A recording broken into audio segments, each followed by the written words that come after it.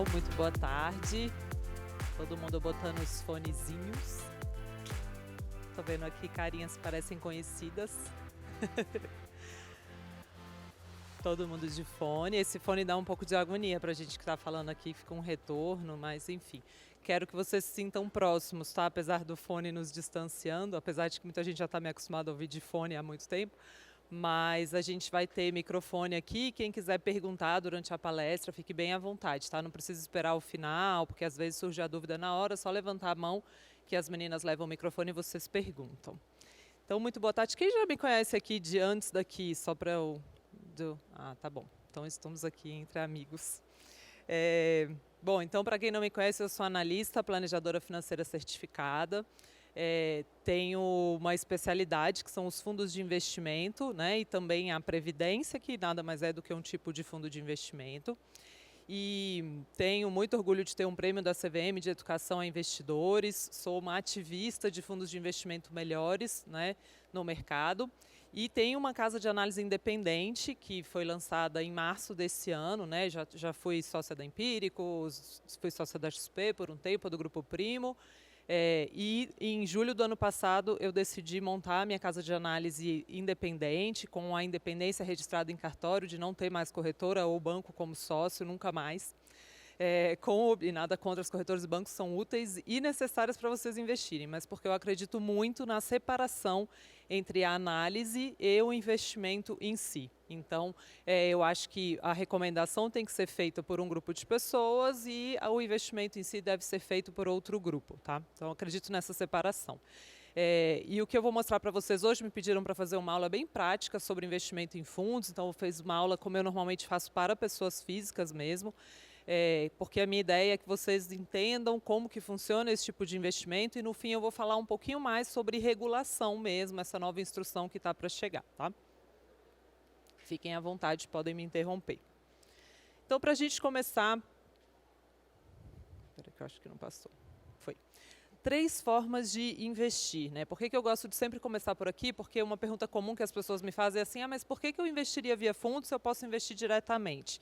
E eu sempre gosto de falar que existem formas diferentes de investir, mas seja qual a forma que você estiver usando, você tem que usá-la da forma correta, né? Do modelo correto. Então, para vocês entenderem, né? Eu falo que as 3 formas de investir são, você fazer o seu próprio prato. Então, você está ali comprando ações, títulos públicos, títulos privados, você está comprando as moedas, você está escolhendo os ativos. Existe uma outra forma que é comprar o prato feito, né? Eu comparo com o famoso PF, que são os tais dos ETFs. O que é o ETF? Ele é um fundo de índice. Então, existe um índice, né, que é o Ibovespa, o S&P, o IMAB, que é o de títulos públicos indexados à inflação. Existe um fundo que replica esse índice. Você pode comprar esse fundo. Então, por que eu falo que é o prato feito? Porque você já sabe mais ou menos o que esperar, né? E como ele é um prato feito, ele tem que ser mais barato, porque já está tudo ali. Então, ele vai, por exemplo, o ETF de Ibovespa, ele vai replicar o Ibovespa. Então, ele vai comprar todas as ações que compõem o Ibovespa ali nos pesos do Ibovespa, né? Ou seja, tem que ser barato, porque o gestor não está fazendo um grande trabalho ativo. E a terceira forma é contratar um chefe de cozinha. Essa forma é o equivalente a investir em fundos. Por que eu falo que é contratar um chefe de cozinha? Porque você vai delegar para alguém esses investimentos. Então, é outra pessoa que vai fazer essa seleção, tá? De ações, títulos públicos, privados, moedas. Eu comparo muito também com o churrasqueiro, né? Você pode ou fazer o seu próprio churrasco, que seria o investir diretamente, ou, não, agora eu quero tirar a minha barriga do fogão, eu não quero passar o dia inteiro ali na churrasqueira, controlando o churrasco, então eu vou usar fundos de investimento para fazer isso para mim. O grande problema que eu acho são as pessoas que usam uma das modalidades do jeito errado. Então, por exemplo, as pessoas falam assim, não, eu vou fazer o próprio prato, então eu vou comprar as ações, os títulos públicos, prato. Só que as pessoas, elas não entendem nada disso, elas não aprendem sobre isso e não ficam prestando atenção. Grande chance de dar errado. Ou saem comprando tudo no que eu falo que é o portfólio colcha de retalhos, né, de forma desordenada, e aí vira um amontoado e você não sabe o que está ali. E também existem as pessoas que contratam chefe de cozinha, ou seja, o gestor, e que ficam ali com a barriga no fogão. Então, mas peraí, será que não está aqui queimando? Deixa eu trocar. E fica fazendo giro, né? Eu falo day trade de fundo de investimento, que é uma burrada gigante.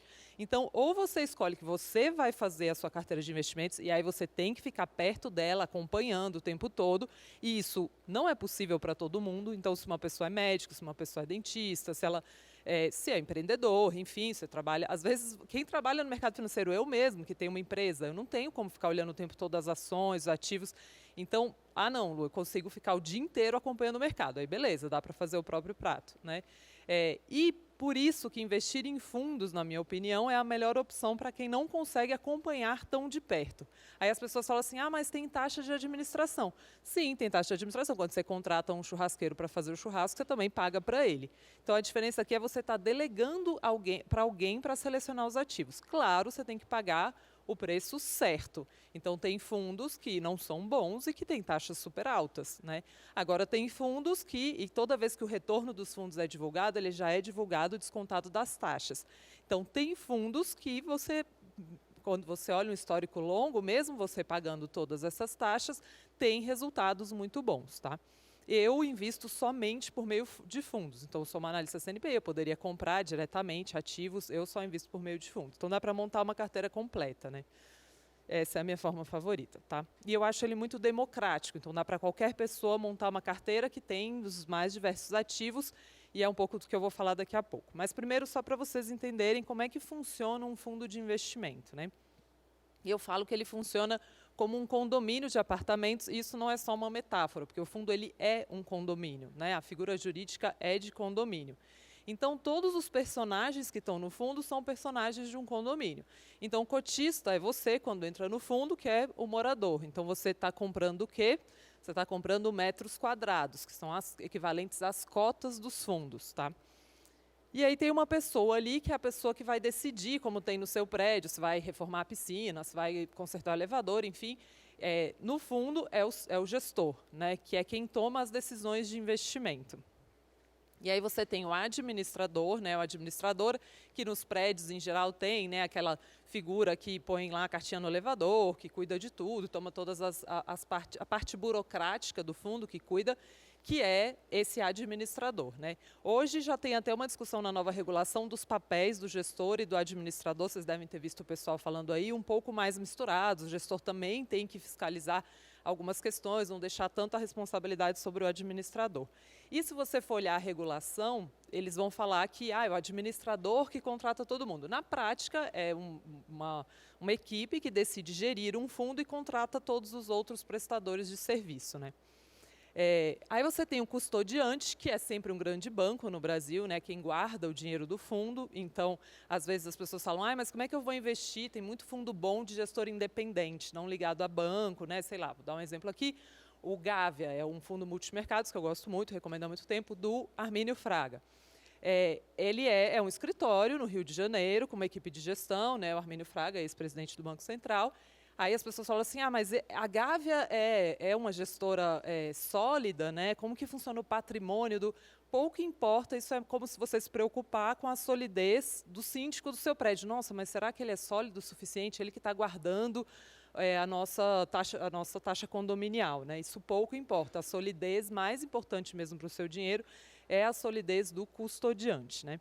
E aí, já adiantei aqui, você tem a taxa condominial, que é a taxa de administração do fundo, né? O pessoal deu um exemplo que eu achei muito legal no estudo da Ambima, na abertura ontem do evento, na parte da tarde, na verdade, que as pessoas falam dessa caixinha, né? Como se, até para quem está aqui e fala diretamente com pessoa física, as pessoas elas estão acostumadas, em alguns lugares do Brasil, a fazerem essa caixinha, que é quase uma vaquinha, entre vários moradores da região e tal, para investirem juntas. O fundo, ele é a caixinha, né? Ele é um monte de gente junta, dividindo os custos de um produto de investimento e de uma gestão profissional, tá? E a gente tem a reunião de condomínio, né, que, da mesma forma que pouca gente participa da reunião de condomínio do prédio, você tem a assembleia de cotistas, que também, infelizmente, pouca gente participa. Mas eles também, assim, não é necessário você, não consigo acompanhar, às vezes eu tenho uma carteira inteira de fundos, é sempre legal só saber o que está acontecendo, porque a Assembleia ela é convocada para tomar decisões que às vezes são prejudiciais para os clientes. Nem sempre, muita coisa é burocrática, mas às vezes é aumentar uma taxa de administração, isso obrigatoriamente passa por Assembleia. Então é legal você ver algum mandato do fundo, né? Você entender, porque qualquer coisa você troca de fundo, né? E o que eu chamo de o stand de vendas, que é quem vende os apartamentos, tal, é o distribuidor, né?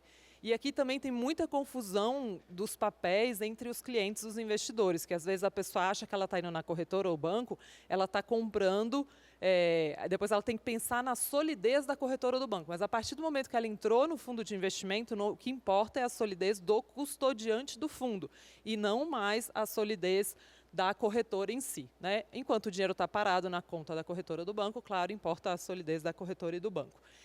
Eu brinco com os clientes que as pessoas falam assim, mas eu deixei meu dinheiro no fundo tal, será que eu estou correndo risco? E se essa corretora quebrar, eu falo que é tipo comprar uma pílula na farmácia, achar que se a farmácia quebrar, a pessoa vai engravidar. É meio isso, porque depois que você está dentro do fundo, pouco importa o que acontece com o distribuidor, tá?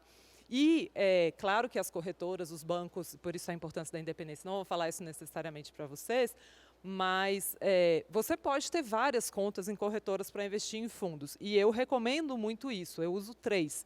Né? As pessoas falam qual que é a melhor corretora, qual que é o melhor banco para investir. Eu trato a corretora para investir em fundos como um supermercado. Então, eu estou usando uma, aí abre um fundo muito bom. É diferente de investir em ações, que você entra no home broker e estão todas as ações lá, seja qual for a corretora ou o banco. No caso dos fundos, eles têm que fazer contratos com os gestores de fundos de investimento. Então, o que acontece nesse mercado é que os melhores fundos, eles não ficam abertos o tempo todo, eles não estão disponíveis o tempo todo em todas as plataformas. Então, tem um movimento de abertura. E aí você tem que acompanhar, né? Montar uma carteira de fundos é como montar um álbum de figurinhas. Eu falo que você fica atrás da figurinha brilhante. Então, tem fundos que abrem muito raramente. Então, vou dar um exemplo. As pessoas acham, não, o fundo é tudo ruim. Não, os melhores fundos são muito disputados. Então, sei lá, umas 2 semanas mais ou menos, teve uma abertura relâmpago de um fundo que era o Vista Multiestratégia. Um fundo muito bom, apimentado, multimercado, mais volátil, mais risco. Esse fundo ele ficou um dia aberto, né? A gente tem história no mercado brasileiro de um fundo de ações que é muito famoso, abre muito raramente, que é o Dínamo, que a última vez que ele abriu para varejo, ele ficou por volta de 1 minuto aberto. Então, investir em fundos, não, quando as pessoas falam assim, será que eu devo investir em fundos porque eu não entendo muito? Então, investir em fundos não é o investimento da pessoa bobinha, da pessoa que não sabe como investir direito, né? Quer dizer, com frequência porque infelizmente temos muitos fundos ruins no Brasil e as pessoas acabam caindo lá. Mas dá para montar uma carteira extremamente sofisticada com fundos de investimento, desde que você faça do jeito certo, né? E não tente montar toda a sua carteira de uma vez. De forma geral, é legal deixar ali uma reserva de oportunidade para você ir aproveitando essas aberturas, tá? Inclusive, uma pessoa me perguntou hoje na caixinha do Instagram, mas existe fundo que o assessor coloca todos os fundos na plataforma? Não. Existem fundos que ele tem lá e que não coloca na plataforma, às vezes por pedido do próprio gestor, que fala assim, olha, eu não gosto eu só quero que você ofereça esse fundo no dia que o investidor pedir, porque significa que aquela pessoa sabe do meu fundo. Então, ela não ordenou a plataforma por rentabilidade, por exemplo, ela só investiu porque ela me conhece, né? E eu vou falar um pouquinho sobre essa escolha de fundos ainda um pouquinho para frente, tá? Então, vou trazer 5 motivos para investir por meio de fundos. É claro que aqui, né, eu sou uma apaixonada pelo tema e vou falar de pontos positivos, também vou falar de alguns pontos, enquanto eu falo dos positivos, dos revés, o que seria mais favorável, por exemplo, para o investimento direto, tá? E o primeiro ponto, claro, né, esse óbvio, que é o que as pessoas mais batem, fazem pesquisas eternas aí, é o ponto da taxa de administração. Então, as pessoas falam assim, nossa, o fundo é muito caro. A maior parte dos fundos é muito caro, sim. E sai muito estudo falando assim, fundo não bate o Ibovespa, fundo não bate... Só que esses fundos são feitos como? Comparando a média do retorno dos fundos com o Ibovespa. E na média, na Morningstar tem um pesquisador... A Morningstar é a maior provedora de dados de fundos do mundo. tem um artigo deles que ele fala assim, isso diz mais sobre as médias do que sobre os fundos. Toda média é ruim, né? Assim, não é chocolate na média é ruim, se eu for pegar. E a gente não precisa investir na média, né? A gente faz uma seleção dos melhores investimentos. Então, essas pesquisas têm que ser um pouco questionadas, né? Então, o ponto número 1, praticidade. Essa é a mais, né, a mais clara, que é você delegar o acompanhamento de ativos. Então, você está lá, sei lá, você é médico, está no meio de uma cirurgia e estoura o Joesley Day. Não sei se vocês lembram desse dia, mas eu já estava trabalhando no mercado e foi um dia bem estressante, porque aí os mercados começam a sacudir e tal. Ou, sei lá, mesmo lojas americanas que aconteceu esse ano, o Light, né, o problema com a debênture. Se você não está ali acompanhando o tempo todo, ou se você comprou meio sem saber por que você comprou, nessa hora dá um pânico, né? E você vai sair vendendo no desespero, que normalmente é a pior hora para vender, tá? Então, você delega isso. Lá no fundo, você tem o gestor profissional, que comprou, sei lá, 10 a 20 ações, normalmente esse é o padrão de um fundo de ações no Brasil, ou um gestor de multimercados, que está operando juro, câmbio, commodities no Brasil e no mundo, e ele, naquela hora, tomou uma decisão. Olha, é melhor eu vender, ou é melhor eu comprar mais, enquanto você está trabalhando, né? Então, esse delegar é uma grande vantagem. E também delegar a troca, né? Que é o que eu acabei de falar. E também pagar o imposto de forma fácil na fonte. Isso daqui, para mim, é um grande ganho dos fundos de investimento. É você não ter que ficar, né, no caso das ações, por exemplo, você tem que vender e recolher DARF se for mais de R$ 20.000 por mês. A declaração eu sempre fiz minha declaração de imposto de renda, né? Aí ano passado eu falei, não, tá bom, esse ano, né, tá muito complexo, vou delegar para o contador. E o contador já pergunta assim, mas você investe em ações? Porque se for em ações é mais caro. Eu falei, faz todo sentido. Eu falei, não, aqui só tem fundo. Porque realmente é uma declaração mais prática, né? Já vem tudo listado, da corretora do banco. Deixa eu beber uma água. Peraí. E é uma declaração muito fácil e na hora que você resgata do fundo tem a incidência de imposto. Uma coisa que também as pessoas falam muito dos fundos, né, falando em imposto aqui, aproveitando o gancho, é o come-cotas. Ah, mas fundo tem come-cotas, né? O que é o come-cotas? É uma antecipação, não é um imposto novo, é uma antecipação de imposto que acontece nos meses de maio e novembro, só sobre fundos renda fixa e multimercados. Tem gente que fala assim, não invisto em ações via fundo porque tem come-cotas. Não tem come-cotas em fundo de ação. Os fundos renda fixa e multimercados têm sim come-cotas, e por isso que quando for um investimento, isso só pesa mesmo quando é um investimento de muito longo prazo. Por quê? Porque vai rolando aquela antecipação. Então, imagina quando você investe num título público, você só paga imposto no resgate. Ou num fundo de ação, você só paga imposto no resgate. No caso do Come-Cotas, maio e novembro, a Receita vai lá e fala assim, eu não vou esperar, você pode ficar aqui o resto da sua vida, eu não vou ficar esperando para pegar, me dar minha mordidinha aqui. Então, ela dá uma antecipada no imposto em vez de esperar o resgate, tá? Só que essa antecipação diminui o tempo que o dinheiro pode render antes do pagamento de imposto. Então, tem sim um leve dano por isso, né? Realmente é uma questão, aliás, a Maria que acabasse com come-cotas, é uma jabuticaba, é uma coisa muito esquisita. Então, por isso que vão ter que ser muito bom para pagar a taxa e ainda valer a pena a antecipação. Mas se for um dinheiro de muito longo prazo, eu recomendo muito que você invista fundos de renda fixa e multimercados via Previdência, porque na Previdência não tem o come-cotas, tá? E hoje tem excelentes gestores independentes que também têm seus produtos previdenciários. Há uns 10 anos, mais ou menos, não existia isso. A profissionalização e a especialização, né? Essa ideia da equipe de profissionais renomados tomando decisões para o seu dinheiro 24 horas.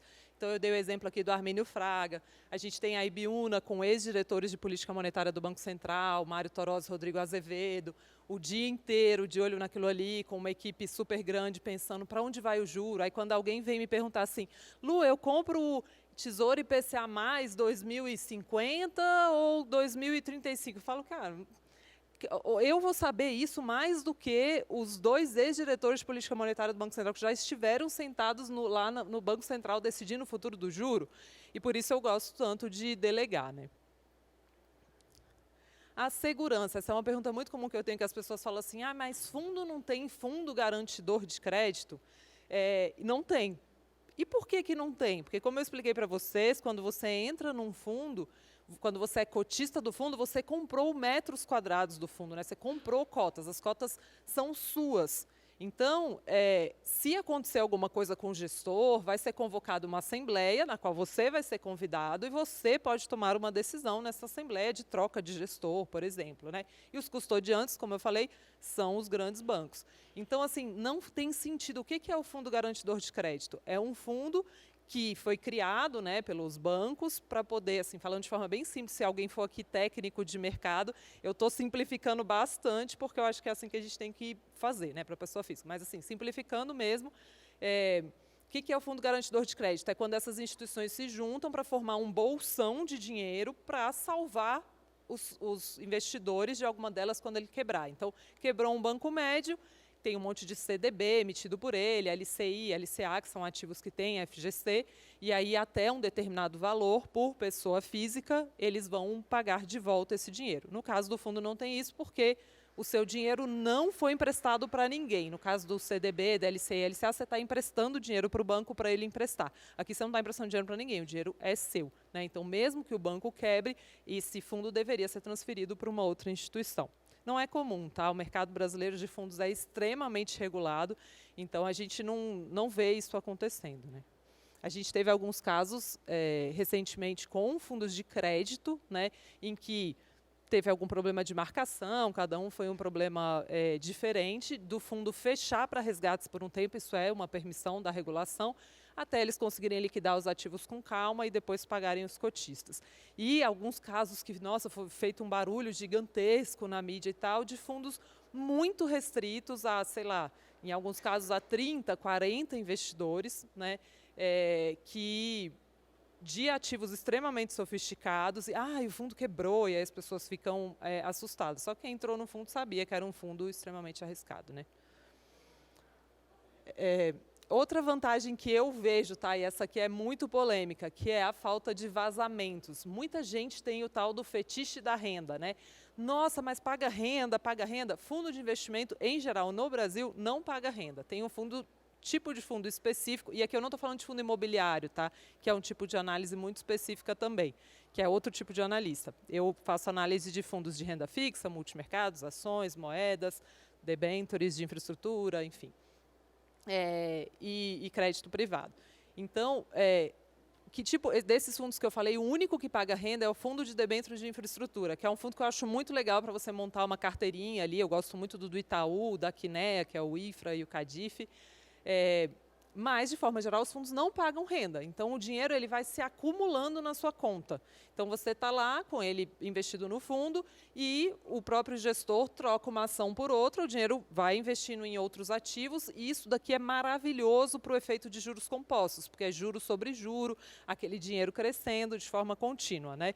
Então, eu não gosto da história do dinheiro pingando, mas se não tem dinheiro pingando na conta, não serve. Mas não é o contrário, né? Assim, na fase de acumulação, você deveria deixar aquilo ali rendendo juro sobre juro. Lu, mas e quando eu quiser usar? Você abre a torneira e usa no ritmo que você quiser, né? O único problema disso aqui, no caso das ações, é que não é o dividendo, né?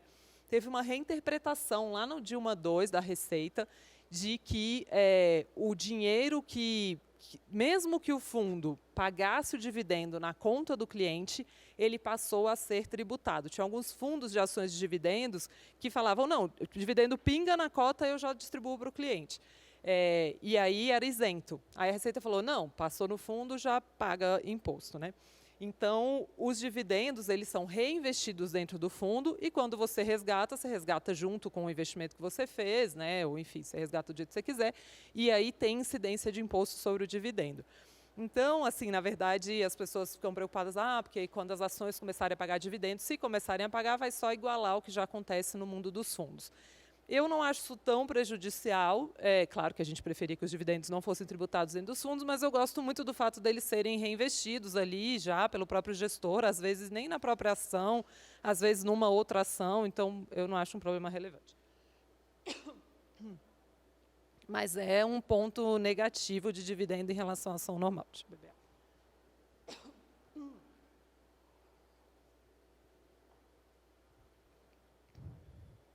Mostrando aqui pontos fortes e pontos fracos para vocês decidirem por onde vocês preferem. A diversificação realmente é absurdo, né? Porque às vezes as pessoas falam assim, mas para que eu vou investir via fundo se eu posso investir diretamente em tudo? E eu falo assim, em tudo mesmo, ou você está pensando numa carteira que só tem renda fixa e ações, eventualmente, né? Então, o fundo ele investe em bolsa, título público, título privado, moedas, commodities, no Brasil e lá fora, comprado ou vendido. É muito comum que na física a gente faça a carteira que a gente chama no mercado de kit Brasil. Você está comprado em ações, está comprado em títulos públicos e você ganha em reais, né? Então, sua carteira ela é toda Brasil. E aí vem um momento de estresse, vem uma volatilidade do mercado, o que você faz? Você cai com tudo na sua carteira de uma vez, né?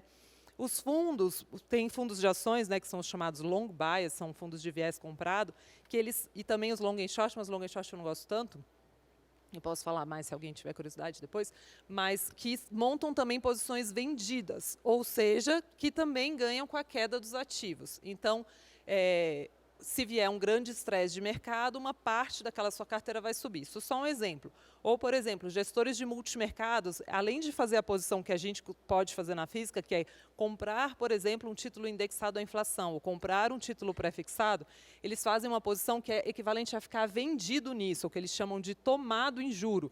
Então, que eles ganham quando o juro está subindo em vez de caindo. Então, por exemplo, muita gente ficou, gente, como que os multimercados estão ganhando dinheiro no ano passado, quando a Bolsa estava caindo, o juro no Brasil estava abrindo, né, ou seja, a expectativa para os juros estava aumentando em vários momentos. Onde é que eles estão ganhando dinheiro? Porque na física todo mundo estava perdendo em todas as frentes. E eles estavam ganhando muito dinheiro nessa posição que a gente chama de tomada de juro americano, que é ficar posicionado para ganhar com a alta de juro lá fora. Muito difícil de fazer na pessoa física, tá? Então, mesmo para uma pessoa que tem uma carteira de investimentos diretos, pode ser legal complementar com fundos que também fazem as posições vendidas, né? As posições ao contrário do mercado, né? As posições naturais da gente fazer na física, né? Então, dito tudo isso, vocês estão convencidos? Se alguém quiser tirar dúvida, pode perguntar durante a palestra, tá? E se alguém que está lá atrás quiser sentar, tem cadeira aqui na frente, gente. Daí vem o como investir em fundos. Então, eu não sei se vocês todos... Quem conhece o David Swensen já ouviu falar? Boa. São menos pessoas do que eu gostaria. Eu acho que ele deveria ser uma referência muito mais forte do que ele é. Ele, inclusive, teve um livro já traduzido no Brasil 2 vezes, que é o Desbravando Gestão de Portfólios. Recomendo muito, principalmente para quem faz alocação de fundos de clientes. Eu já recomendei para várias pessoas que falaram, ele é meio chato. Eu acho ele maravilhoso. Mas para quem faz alocação, eu acho que realmente é obrigatório. O David Swensen, ele faleceu em maio de 2021. E ele foi diretor de investimentos da Universidade Yale, de 1985 até o falecimento dele. Ele, na verdade, cuidava dos investimentos do Endowment de Yale, né? O que é o Endowment? Ele é um bolsão de dinheiro da universidade nos Estados Unidos. É muito comum, aqui também tem alguns, acho que na USP tem um, que é como ex-alunos, né, ou empresas doam dinheiro para a universidade. Esse dinheiro ele é investido num fundo de forma muito sofisticada, com um objetivo de perenidade, porque aquele dinheiro vai sustentar a universidade. Lá fora, esses investidores são investidores institucionais gigantescos, né? Então, aqui fala, né, que nos últimos 10 anos o Endowment de Yale gerou 9,5 bilhões de dólares a mais de retorno do que se ele tivesse tido o desempenho médio dos pares. Então, eles compararam ele com os pares, que também são investidores sofisticados, e deu esse resultado. Quando ele assumiu o Endowment de Yale lá em 85, tinha 1 bilhão de dólares no Endowment, que já era um bom dinheiro. E quando ele saiu, né, quando ele faleceu em 21, tinham 30 bilhões de dólares no Endowment. Claro, continuaram acontecendo doações, mas ele virou a grande referência do mundo em alocação em fundos de investimento, mas também uma grande referência em alocação. Ficou muito conhecido por esse Yale Model, né? O modelo de Yale, que é o formato como ele alocava em investimentos. E, para mim, ele é um contraste claro com a forma como a gente costuma investir no mercado brasileiro, principalmente pessoas físicas. Os institucionais são mais sofisticados. Mas a gente normalmente vai montando uma carteirinha coxa de retalhos, né? Então vai ali, compra uma coisa, compra outra e tal, não diversifica tanto, e ele criou todo um modelo de diversificação. E, infelizmente, os livros dele estão esgotados no Brasil, dá para comprar na Amazon, mas, assim, da última vez que eu olhei, estava um absurdo de caro. Mas tem muita coisa dele na internet, tem vídeos de aulas dele no YouTube que são sensacionais. E aí ele fala que você tem 3 ferramentas principais para montar uma carteira, tá? Então, a principal, ele fala, é a alocação, que é a que as pessoas mais desprezam, né? Normalmente. Assim, é muito difícil o investidor chegar a mim já com uma alocação de fato, né? O que é uma alocação? É você ter um alvo, né? Ele fala, você ter alvos de alocação de ativos no centro do processo de gestão de portfólio. Isso aumenta a probabilidade de sucesso nos investimentos. Que é o quê? Você definir, olha, eu quero ter 30% em bolsa. E aquilo ali é a sua alocação estrutural em bolsa. E o que você faz quando você tem uma alocação estrutural? Ela é a sua meta. Então, por exemplo, no ano passado, quando os fundos de ações começaram a cair muito, né, quando as ações começaram a cair muito, o que você deveria fazer se você segue uma alocação estrutural? Eles encolheram, você tinha 30%, virou 20%, você faz voltar aos 30%. Isso é seguir uma alocação estrutural. O que eu vi o mercado fazendo? O completo oposto, né? Então, era 20%, era 30%, estava indo para 20%, e o que os investidores faziam? Eles saíam vendendo mais e chegavam a 10%. Né? Isso é o oposto completo da alocação estrutural. Eu fico pensando assim, pode. Precisa do microfone. Enquanto ela leva o microfone, eu fico pensando assim, no David Swensen vendo isso, né? Um absurdo completo.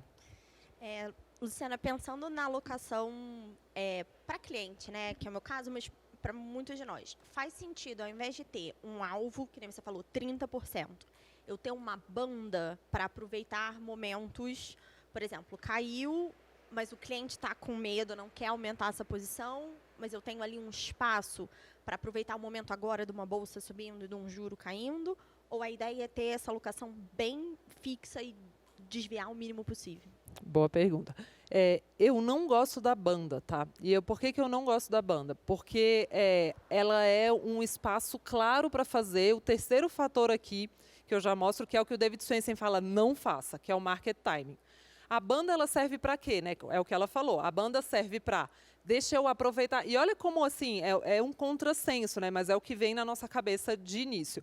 Para aproveitar um momento como agora, né? Mas um momento como agora, já era para eu ter aproveitado, né, no primeiro semestre desse ano.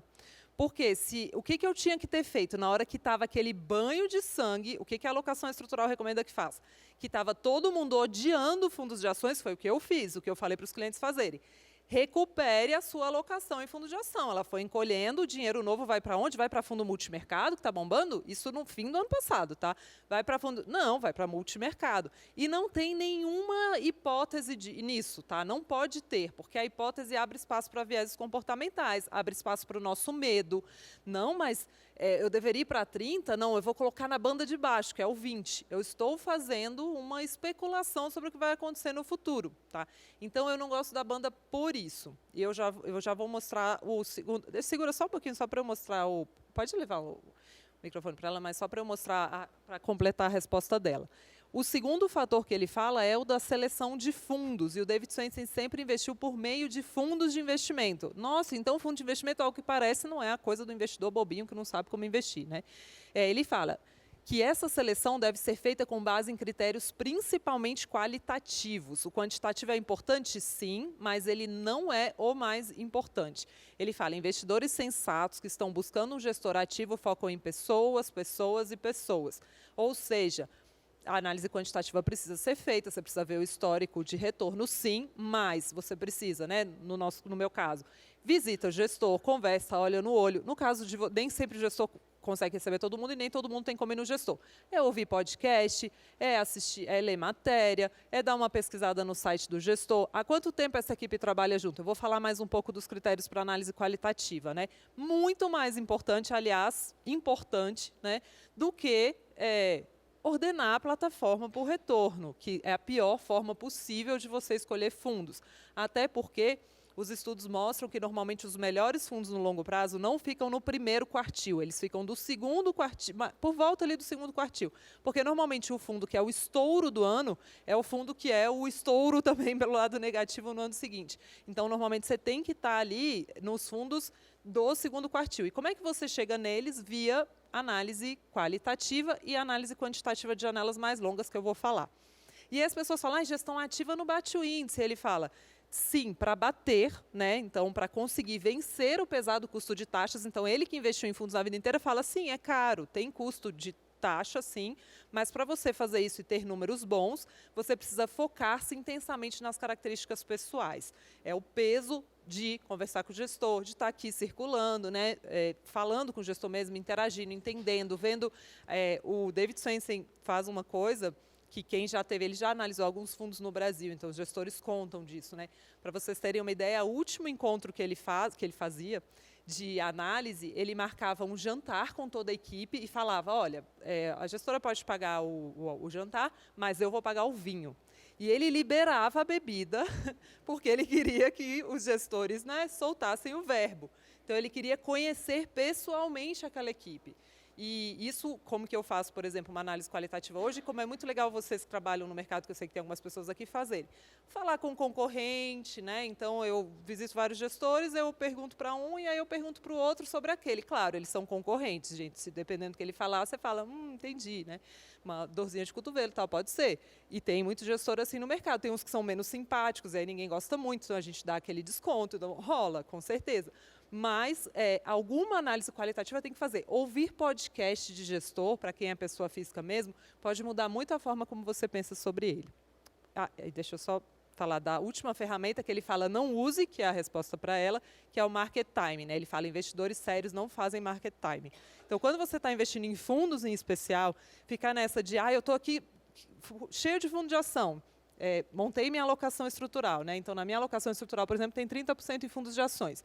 Está caindo, pouco importa o que vai acontecer amanhã. Eu não tenho que tentar adivinhar se a bolsa vai subir amanhã ou não. Eu tenho que, se era 30%, meu objetivo era ter 30% e encolheu para 20%, é hora de fazer voltar para 30%. Isso é seguir uma alocação estrutural, tá? Fundos de crédito, a mesma coisa. Encolheu, a gente recupera. Isso é uma técnica muito mais simples de investir do que tentar ficar adivinhando o futuro, então é muito fácil de ser usada por pessoas físicas, apesar de ser extremamente sofisticada.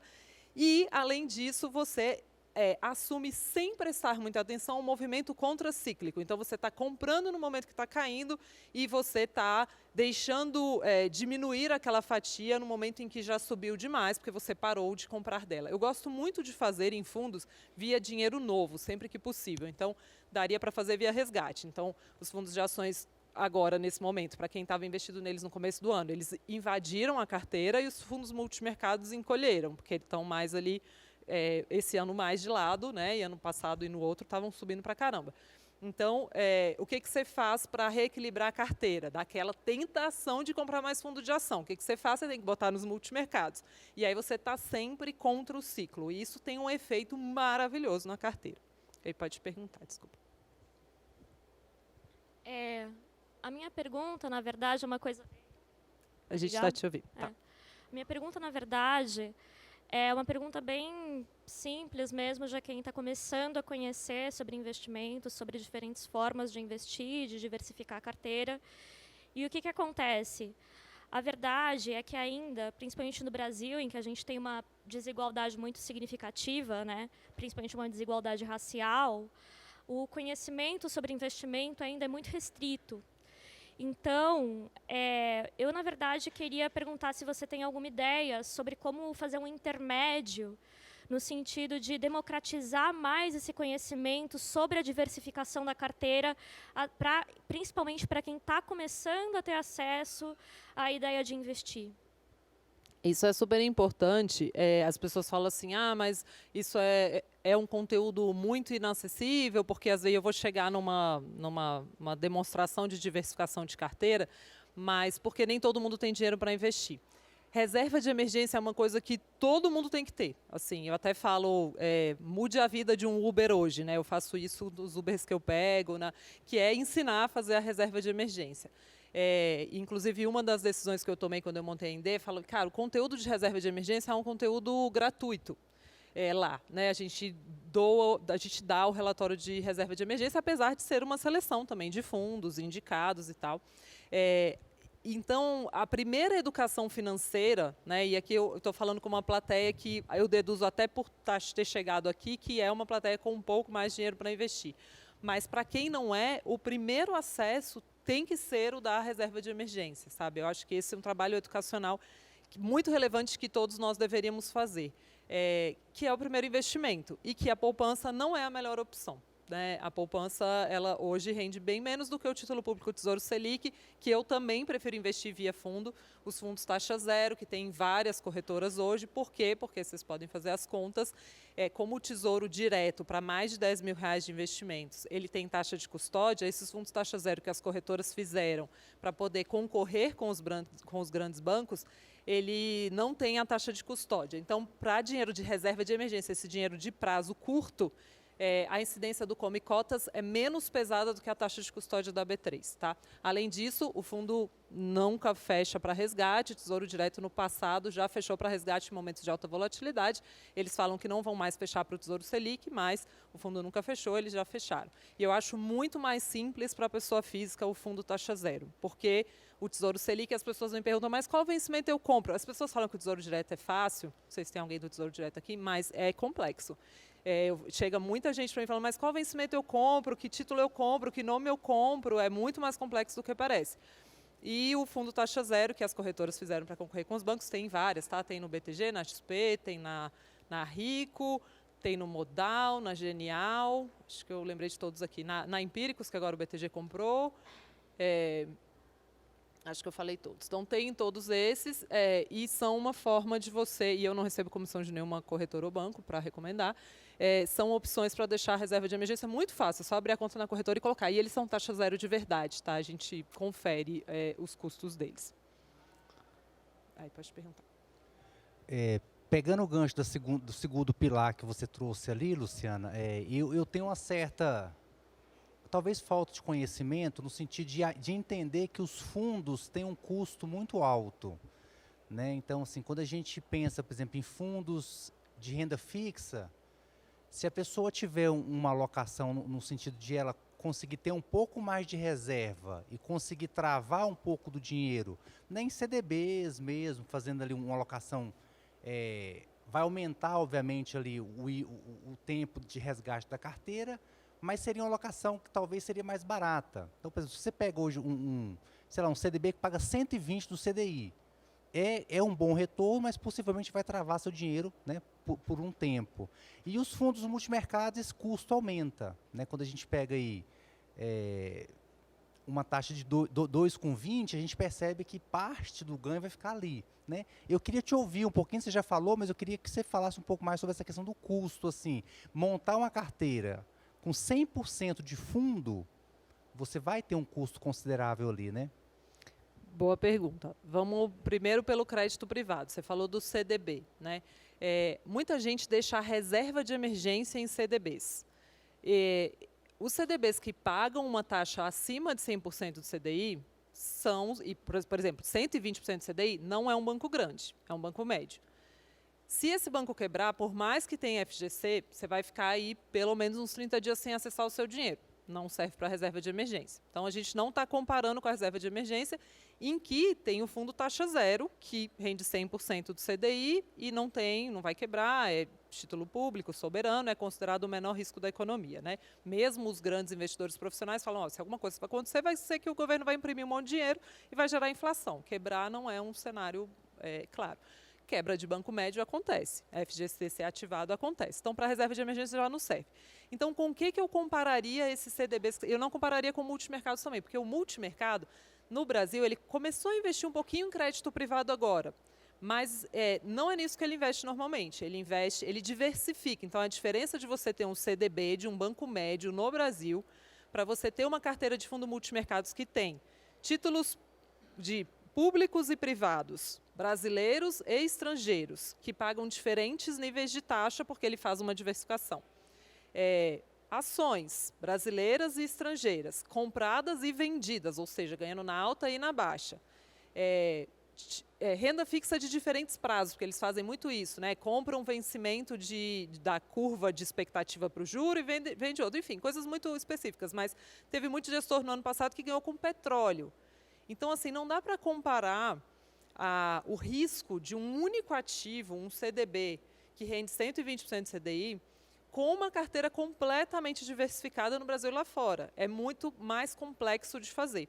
E a gente tem essa impressão de que os outros, COI não tem taxa, CDB não tem taxa, não tem um custo, mas ele está embutido dentro do produto. É que, no fundo, é muito clara a taxa de administração.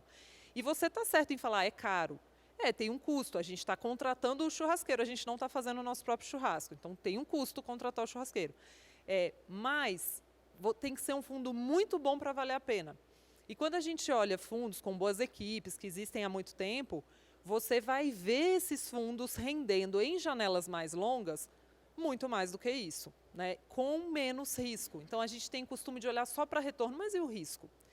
E, falando do crédito privado, que aí seria o CDB mesmo, eu não gosto do fundo de crédito líquido, que é aquele que é D0, D1, inclusive deu muito problema com Americanas, deu muito problema com Light. Os fundos de crédito, eles caíram todos juntos, mas depois, alguns tiveram os D0, D1, D5, ou seja, que você resgata, o dinheiro está em 1 dia, 5 dias na sua conta, eles tiveram que vender os ativos às pressas. E vender um crédito de lojas americanas no meio daquele monte de noticiário horrível, é você ter que derrubar o preço daquela debênture.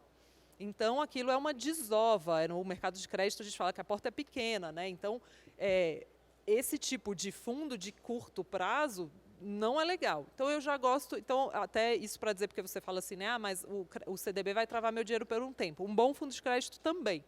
Qual que é a diferença? E aí, eu estou falando bom que eu gosto de Capitânia, eu gosto de Algmi, JGP Crédito Corporativo. Mesmo essas gestoras têm os fundos D0, D5, mas eles têm lá uns fundos D30, D45.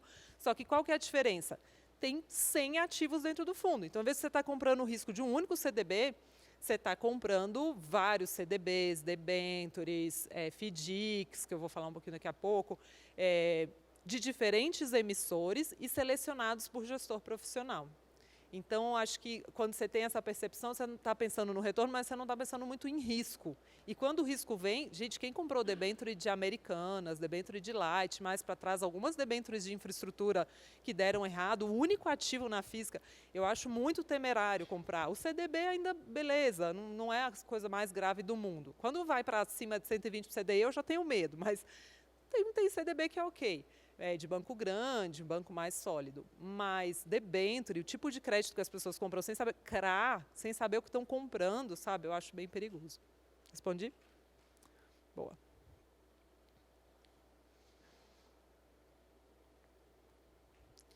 Então, falando um pouco sobre a alocação, eu organizei esse método aqui, acho que pode ajudar também vocês que trabalham com pessoa física a conversar com elas sobre investimentos, ou para vocês que estão investindo, é uma forma bem simplificada de explicar uma alocação, tá? E funciona super bem, né? Se você colocar em prática, você vai ver tendo bons resultados. Então, eu organizei essa super carteira no que eu chamo dos superpoderes, né? Então, na sua carteira, você deveria ter alguns superpoderes. Um deles é o da segurança, que é da pergunta que ela fez aqui, que é aquela caixa que todo mundo deveria ter.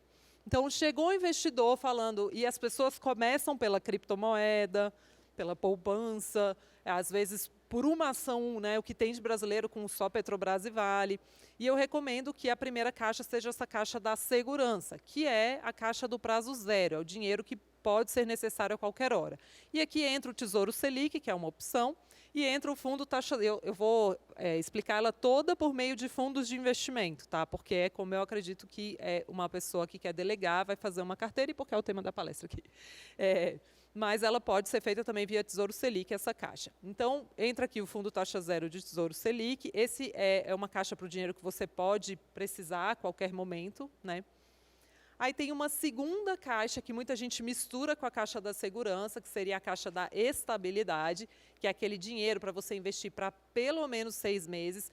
E aqui eu recomendo colocar, aqui sim, tá? Fundo de crédito, o próprio FDIC, né? O que é o FDIC? Só para antecipar. E o FDIC é um tema que até o pessoal da Milma falou, se você puder falar rapidinho, porque o FDIC hoje ele é restrito a qualificados, quem declara mais de 1 milhão em investimentos financeiros. E ele vai passar com a nova regulação a ficar acessível ao público em geral. No momento em que há alguns FDICs, inclusive, dando problema, então as pessoas ficam um pouco assustadas e tal. O que é um FDIC? Ele é um fundo de recebíveis, tá? Então, assim, vou dar um exemplo que eu acho que fica bem visual. Imagina as lojas Renner, elas vendem lá roupa, né? Enfim, roupa. O objetivo deles, até das lojas Renner pode ser, não sei, mas não é ser uma empresa de crédito. Então, o que ela faz? As pessoas estão devendo prestações para ela, então a pessoa vai lá, compra uma meia em 12 vezes, e ela não quer ficar recebendo a meia em 12 vezes, porque ela precisa comprar mais produtos para vender mais à frente. Então, o que ela faz? As lojas Renner pedem para um agente de mercado financeiro, antecipa para mim essa receita completa, e claro, com um desconto, né? E aí o mercado financeiro, óbvio, vai criar um produto para isso, né? Para fazer esse tipo de antecipação. Então, isso daqui é um exemplo muito simples, mas existe FDIC de várias coisas, existem uns mais seguros e uns menos seguros. Então, claro que de um varejista pode ser mais arriscado, mas imagina que seja um FDIC de crédito consignado, pode ser mais conservador, e aí tem casas diferentes que fazem cada tipo de FDIC. Por que eu gosto de fundo de crédito para um prazo mínimo de 6 meses? Para quando acontecerem coisas como aconteceram nesse primeiro semestre, Americanas, Light, que dão uma machucada na cota dos fundos no curto prazo, você dá tempo para o gestor, porque esses gestores que têm carência D30, D45, que na minha opinião são os melhores fundos de crédito, eles têm tempo para vender com calma aqueles ativos, esperar recuperar do estresse, ou, no caso de Americanas, eles acabaram, alguns seguraram por um tempo e falaram, cara, não dá mais, e venderam. Mas, às vezes, dá tempo de recuperar o ativo, né? Vender com calma, não sair vendendo às pressas. Então, por isso que eu gosto de fundo de crédito para um prazo de pelo menos 6 meses, né? Aí, aqui, sim, numa caixa que eu chamo de diversificação, para um prazo de mais de 3 anos, tudo bem entrarem os fundos multimercados. Tem muita gente que investe em multimercados para um prazo de 1 ano, de 2 anos. Isso aqui não é um dado chutado. Quando a gente faz um estudo de janelas móveis dos multimercados, ou seja, qualquer pessoa que ficou no multimercados por 3 anos, quanto que ela ganhou? Então, vamos pegar um fundo multimercados brasileiro que é modelo, o SPX Nimitz, lá do Rogério Xavier. Se eu pego esse fundo e olho o retorno dele em 1 ano, ele teve vários anos difíceis. Esse ano, inclusive, está sendo um ano difícil para ele, né? A gente teve acho que foi 2019, que eles erraram com o juro europeu.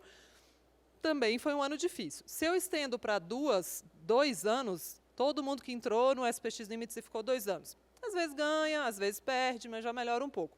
3 anos, muito difícil achar uma janela de 3 anos em que o Nimitz não bateu o CDI de longe, né?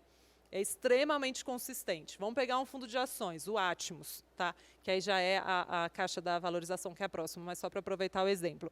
Um fundo de ações eu recomendo para pelo menos 5 anos.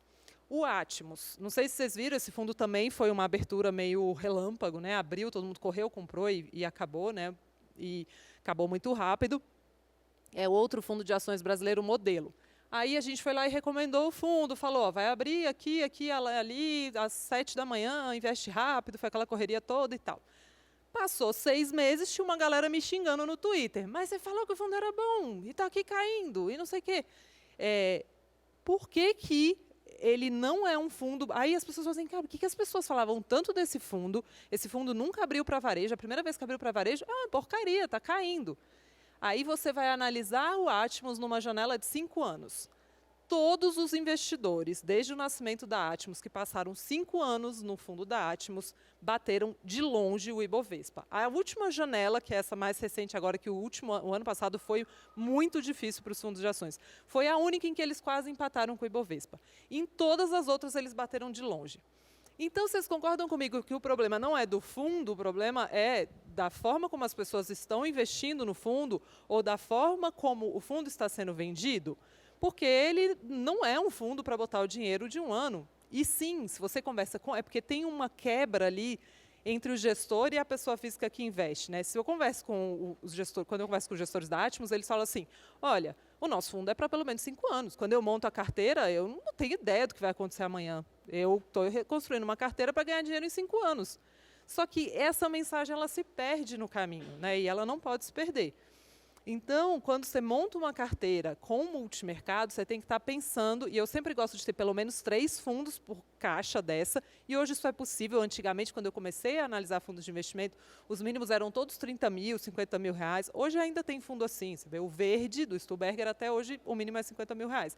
Mas a maioria, hoje você consegue investir em vários fundos com 500 reais, dá para montar uma carteira completa com todas as caixas que eu estou falando aqui com 10 mil reais, que não é o dinheiro que, obviamente, a população brasileira inteira tem. Mas é muito impressionante você poder diversificar no nível que você consegue diversificar hoje em fundos de investimento com 10 mil reais. Assim, você conseguir ter 3 multimercados, 3 fundos de ações, 3 fundos de crédito, 2 fundos para proteção, porque eu gosto de ter ouro e dólar, vou mostrar, e a reserva de emergência. Tudo, a reserva de emergência entraria fora dos 10 mil reais, porque é do tamanho que for melhor para o seu patrimônio, né? Eu falo pelo menos 3 vezes o seu custo mensal na reserva, mas o resto todo com 10 mil reais. Hoje dá para fazer. E não é uma carteira que você precisa montar assim, né? Vou montar hoje. Dá para ser montada aos poucos. E os fundos são extremamente versáteis. Também dá para montar uma carteira incrível com R$1 milhão. Infelizmente, tem muitos fundos restritos a qualificados, que só quem tem pelo menos R$1 milhão em investimentos financeiros pode investir. E aí sim, dá para montar uma carteira maravilhosa com 1, 2, 3, 10 milhões de reais. Mas também dá para montar uma pequenininha hoje bem completa. Pode falar.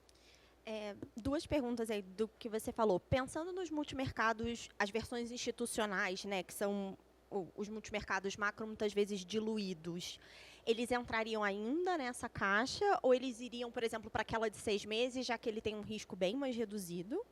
E pensando que nem você falou, uma caixa de diversificação com 3 multimercados, existe algum valor mágico, entre aspas, para você aumentar esse número de produtos?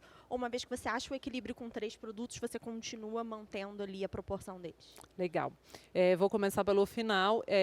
Pelos, assim, as análises que eu já fiz, quando 3 é um mínimo, né? E é claro que uma carteira iniciante normalmente eu falo que é a carteira adolescente, né? Ela tem ali uma perna grande, a outra o braço maior que a perna. Isso é normal na carteira que está começando.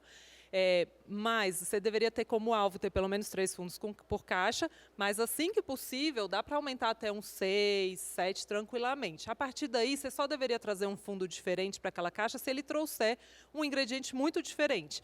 E as pessoas pensam que fundos de ações são todos iguais. Não, tem fundos de ações mais focados em qualidade, fundos de ações mais fora do radar, fundos de ações que também montam posições vendidas, fundo de ação com viés mais global. Então, você deveria escolher vários assim diferentes para compor a sua carteira, né? E a primeira pergunta que é muito interessante sobre os multimercados. Às vezes as pessoas me perguntam assim, me indica um multimercado conservador? Aí eu falo, põe em fundo de crédito ou põe em fundo taxa zero. Por quê? Multimercados no Brasil, eles têm um preço padrão, né? Eles cobram, como o nosso amigo ali bem notou, 2,20, que é 2% de taxa de administração, mais 20% de performance sobre o que excede um referencial, que normalmente é o CDI. Então, se ele vai cobrar 2,20, é um preço caro se você quiser um produto conservador, porque pensa que ele tem que render e depois descontar essa taxa. Então, aqueles multimercados baixa vol, né, que o mercado fala, é um multimercado taxa... volatilidade 2, o multimercado volatilidade 3. Aquele multimercado calminho, ele deveria ser barato. Se ele custasse 1,10, talvez eu olhasse para ele. Mas como ele custa 2,20, assim como o multimercado mais arrojado da SPX, para usar o exemplo que eu falei aqui, eu não tenho por que usá-lo, eu tenho que dar risco para o gestor. Se eu escolhi bem o gestor, eu tenho que deixar ele voar, né? E por isso que sempre eu defendo que você dê preferência para o multimercado de mais alta volatilidade daquele gestor, ainda que você monte pequeno. Então, vou dar um exemplo. Vou usar a SPX que eu já estava usando aqui. Temos o SPX Nimitz, que é o multimercado da SPX, que mira uma volatilidade por volta de 7. Você não precisa saber o que é isso, mas, enfim, é muito menos do que vol de bolsa e muito mais que uma vol de fundo de crédito. Eles têm um outro fundo, que é esse mais concentrado, que é o Raptor. O Raptor é restrito a investidores profissionais, que declaram mais de 10 milhões de investimentos financeiros. O Nimitz é para qualificados, que declaram 1. Tá? Eles não têm a versão baixa vol. Se eu puder escolher entre o Nimitz e o Raptor, eu vou ficar com o Raptor, né? Só que é claro que nem todo mundo pode escolher o Raptor, por causa da restrição de ser investidor profissional. Mas sempre que você... Então, vou pegar um exemplo que não seja... Por exemplo, a gente tem o Kinea Atlas e o Kinea Cronos. O Kinea Atlas, ele é um fundo alta vol da Kinea. 2 fundos muito bons também. Quer dizer, eu gosto do Kinea Atlas, não tem por que comprar o Cronos. Tanto o Atlas quanto o Cronos são público em geral. Por que as pessoas compram o Cronos? não faz muito sentido, porque tanto o Cronos quanto o Atlas, eles têm exatamente a mesma taxa. Os dois custam 2,20. Só que o Atlas é concentrado e o Cronos é simplesmente o Atlas aguado. Né? E os próprios gestores falam isso, tá? Isso não é um mistério. Teve um evento de 20 anos da Gávea na semana passada e o Armínio falou isso. A gente tem o Gávea Macro Plus e a gente tem o Gávea Macro. O Gávea Macro Plus é a gasolina, o Gávea Macro é a gasolina com um pouco de água. Que eles fazem isso para quê? Para o produto ficar mais palatável. Só que, se fosse mais barato, seria uma escolha. Eu quero o produto menos volátil ou mais volátil? Mas como é o mesmo preço, o que eu tenho que fazer? Se eu puder, eu compro. Se eu puder, porque normalmente as versões mais alta vol são restritas a qualificados. Mas se eu puder, eu compro o Gávea Macro Plus e eu faço a misturinha dentro de casa. Eu faço a diluição dentro de casa. Então, eu compro ele metade do que eu compraria o Gávea Macro. Tá? Também, por exemplo, a Ibiúna, tem a Ibiúna Red e a Ibiúna Red ST. O Ibiúna Red ST é a versão alavancada do Ibiúna Red. Eu prefiro.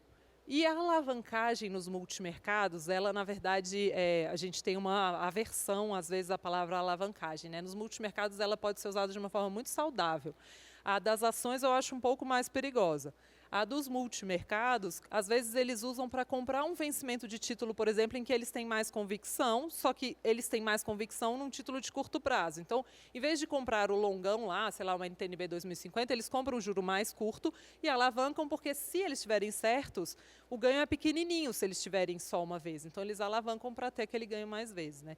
Então, pode ser bem saudável, na verdade. Tá? Então, sempre, para mim, não faz sentido. Eu falo, cara, em multimercado, ou você entende, ou você nem desce para o play. Né?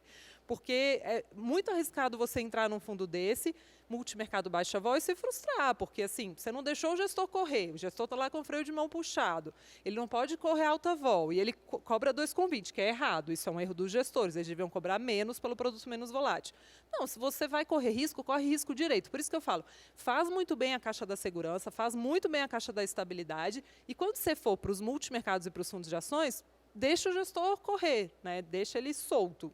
Mesmo que seja com pouco dinheiro. Fundo de ação conservador, não faz sentido. Fundo multimercado conservador, não faz sentido. Você faz a diluição em casa. Né? E aí a caixa da valorização, essa que é para pelo menos 5 anos, aqui pode entrar em fundos de ações, private equity. Eu não gosto de private equity, fundo de private equity tradicional para pessoa física, tá? Que são aqueles fundos que investem em empresas fechadas. Eu prefiro fundo de fundos de private equity, porque o fundo de private equity é um risco muito alto e você fica com um único momento do ciclo. Então, imagina os fundos de private equity que pegaram todo esse Covid aí para trás. Né? O fundo de fundos de private equity, ele pega diferentes momentos dos ciclos, tem muito mais empresas, e como é um tipo de investimento muito arrojado, eu prefiro que ele seja feito de forma diversificada. Pode falar. Tudo bem, Lu? Tudo, e você? Prazer em reencontrá-la. Ô, Lu, é o seguinte, a tua veia é muito de educação financeira e acho excelente. Você não só serve o investidor, mas também vai qualificando. Para profissionais que trabalham com assessoria de investimentos ou consultoria de investimentos, é muito difícil tentar travar o emocional e educar o cliente, né? Quando ele vê a volatilidade, ele vê o resultado no curto prazo que ele não gostaria de estar vendo, por mais que você orienta, ele quer saltar do barco. Por mais que você fala, calma, cara, está acontecendo isso, você explica. Então, como trabalhar a mentalidade, os vieses comportamentais desse cliente para falar assim, cara, eu estou te entregando bons produtos recomendados por X, Y, mas segura. Porque a intenção do cliente é o market time, né? É querer ganhar, ele quer ver ali todo dia o dinheiro dele valorizando. Como trabalhar esse educacional com os clientes? Boa. Para mim, o principal está em não esperar a hora de pegar fogo para falar isso. Né? O que eu faço, e que aí é muito difícil um vendedor de produto fazer, óbvio, mas eu acho que no longo prazo vai se pagar, é você tocar o terror na hora que você está vendendo. Então, assim, olha, isso daqui que está entrando na sua carteira, você tocar o terror e falar, é jogar a real. Olha, isso aqui pode cair. Né? Um fundo multimercados, por exemplo, ele pode cair até a vol dele. Então, ele pode cair de uma forma simplificada. Né? O fundo de vol 7 pode cair 7% no mês. Você está preparado para essa volatilidade? Então, se você fala isso, você evita que aqueles clientes concentrem demais num único fundo, concentrem demais num único tipo de fundo, e você já avisou. Então, na hora que vem o momento do estresse, ele fala assim, eu falei para você que isso aqui sacudia, isso aqui era a pimentinha na carteira, lembra?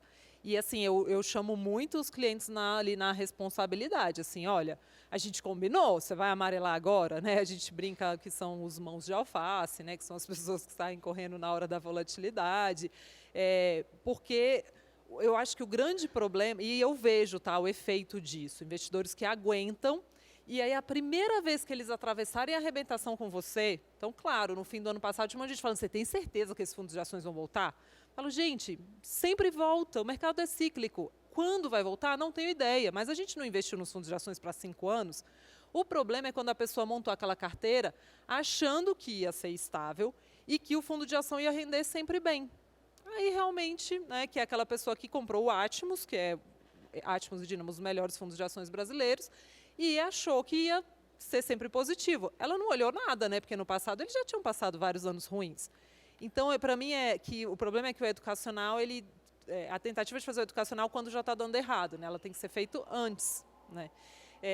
E um outro ponto, assim, que realmente, para mim, é um problema, é esse mercado muito produteiro, né? Porque se está sempre aparecendo um produto novo para ela que parece o produto da vez, né? Então ela está lá no fundo de ação e está todo mundo falando de indexado ao CDI, porque me incomoda muito quando as pessoas responsabilizam o que aconteceu de fluxo errado nos mercados, responsabilizam a pessoa física por ele. Eu vejo os meus clientes sendo abordados por gente falando assim, não, agora é a vez do CDI, ou agora é a vez da Bolsa. Não, amigo, tudo bem, é legal montar fundos de ações, montar uma alocação estrutural em Bolsa agora também, tá ótimo. Mas monta aos pouquinhos, a gente não sabe se é agora, a gente não sabe se já passou, e ninguém sabe, né? Então, quando você ajuda o cliente a montar essa carteira mais equilibrada, com todas as pontas, é mais fácil aguentar o longo prazo. E a base teórica que você dá para ele, eu falo muito do Swensen, o Swensen fala isso, ele fala investidores de sucesso, eles nadam contra a corrente. E quando a gente vai estudar sobre o tema, a gente vê que é o que dá certo. Então, por que que... Então, e sim, tá, é difícil, é um trabalho muito mais, em muitos momentos, muito mais emocional, né, do que um trabalho, muito mais de psicólogo, muitas vezes, do que técnico, né? Então, você está perfeito, mas eu acho que é isso, tem que ser antes. E a caixa da antifragilidade, essa aqui é muito legal porque ela também ajuda nesse momento, que é uma caixa que eu defendo que os clientes tenham permanentemente. Eu falo para ter pelo menos 7,5% dolarizados, isso aqui na alocação estrutural, tá? Ou seja, se você vai viajar para fora, se você tem planos de comprar equipamentos em dólar, não faz parte disso aqui, né? É um outro dinheiro. Aqui dentro da alocação estrutural, você ter uma fatia em ouro e dólar. Por quê? Porque nos momentos de estresse, essa fatia tende a disparar, dá uma aliviada na carteira e pode gerar, inclusive, um excesso de retorno que te ajuda a comprar aquilo que está caindo. Tá?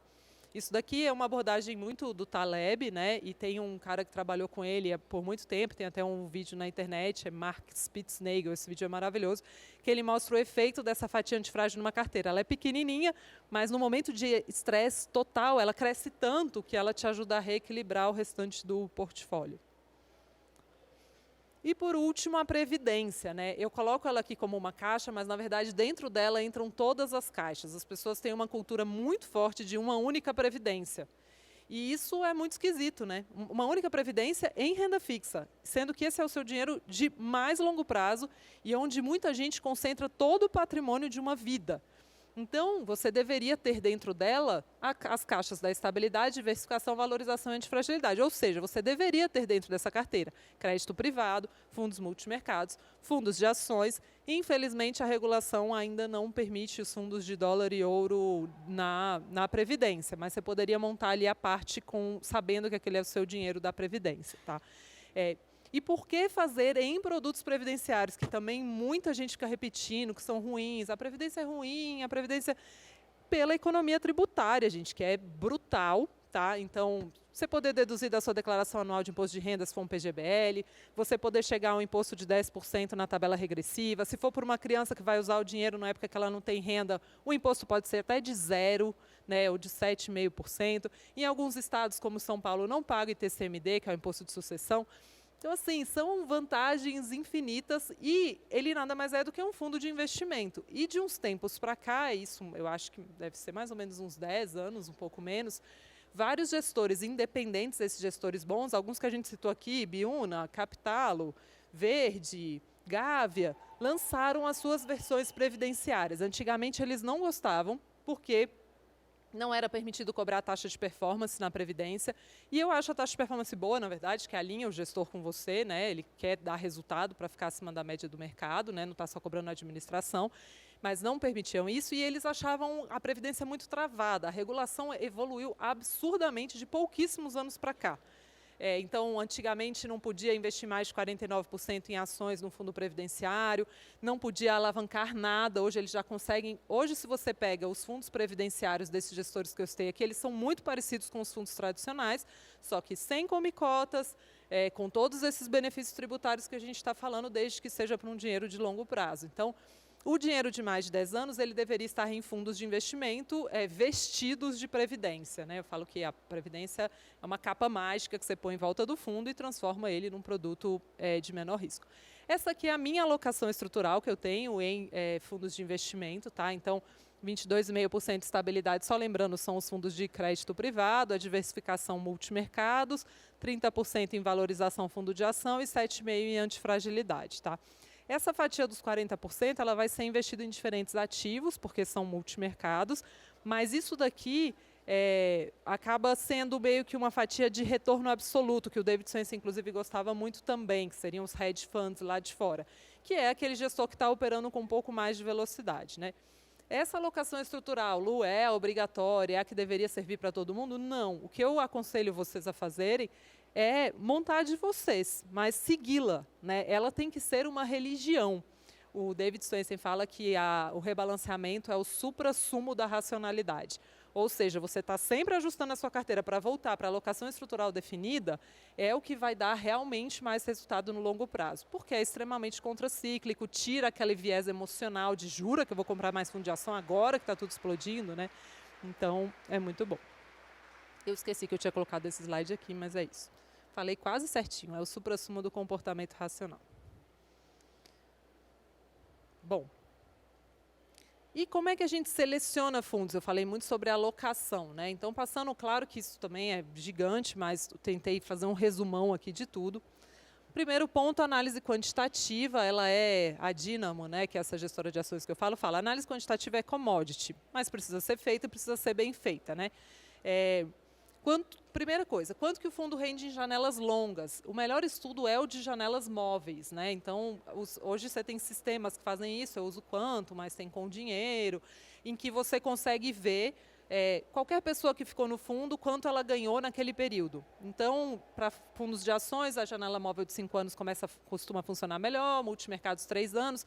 Então, quando você compara os fundos multimercados na plataforma e vê o retorno dele nos últimos 12 meses, não diz muito, né? Esse ano é um bom exemplo disso. Você tem o Nimitz, que está ruim, se você olha o histórico dele de 3 anos, é absurdo.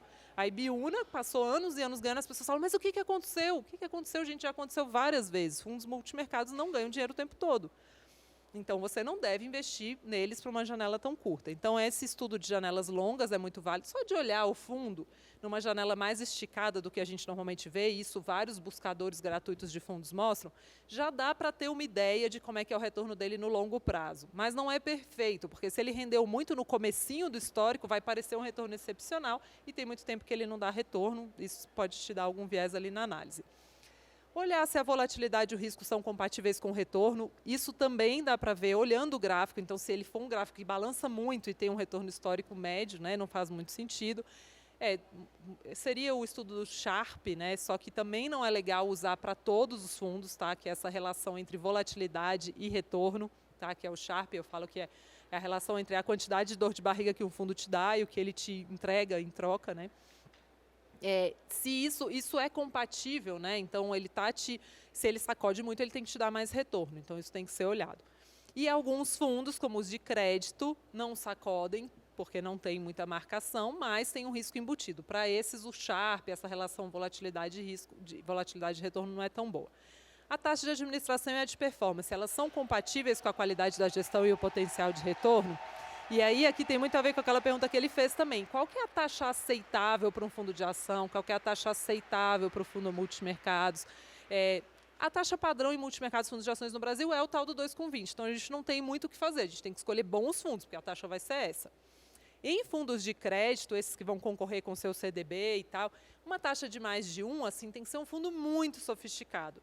E isso, o padrão também, principalmente nos bancos, é cobrar uma taxa muito alta nesse tipo de fundo. Então, é legal procurar fundos que tenham uma taxa um pouco mais baixa. Quanto menos sofisticada a gestão, menor deve ser o custo, né?